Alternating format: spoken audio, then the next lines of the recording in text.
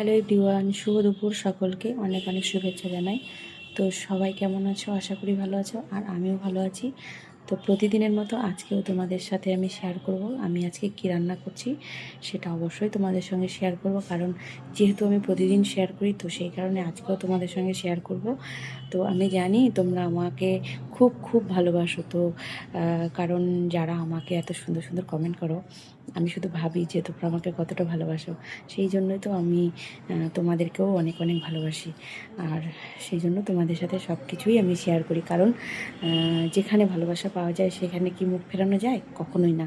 তো চলো, আমি আজকে তোমাদের সঙ্গে যেটা আমি রান্না করছি সেটাই তোমাদের সঙ্গে শেয়ার করছি। অবশ্য রান্না কমপ্লিট হয়নি, তো যেটুকুনি হয়েছে সেটুকুনি অবশ্যই তোমাদের সঙ্গে শেয়ার করবো, যেহেতু আমার রান্নার ভিডিও কিংবা ভিডিও ছাড়ার টাইম হয়ে গেছে।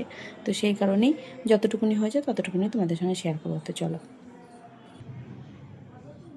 তো বন্ধুরা দেখো, এখানে আমি তেল পটল করেছি।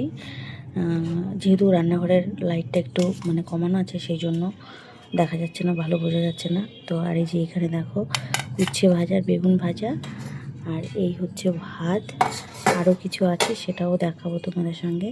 তো এইটুকুনি আমি রান্না করেছি আজকের মতো। আর তো চলো, কী কী রান্না হয়েছে সেটা অবশ্যই তোমাদের সঙ্গে শেয়ার করব। তো এই যে এখানে আমি মাছ এনেছি, রুই মাছ। আর মাছটা জাস্ট একটু কম ছিল বলে 4 পিস বাটা মাছ দিয়ে দিয়েছে। আমি বারণ করলাম দিতে, যে বাটা মাছটা আমাদের কেউ ভালোবাসে না।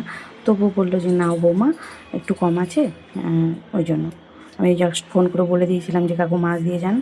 তো এখন দিয়ে গেল এইমাত্র, এর জন্য দেরি হয়ে গেছে, নাহলে আমার মাছটা তখন রান্না হয়ে যেত। আর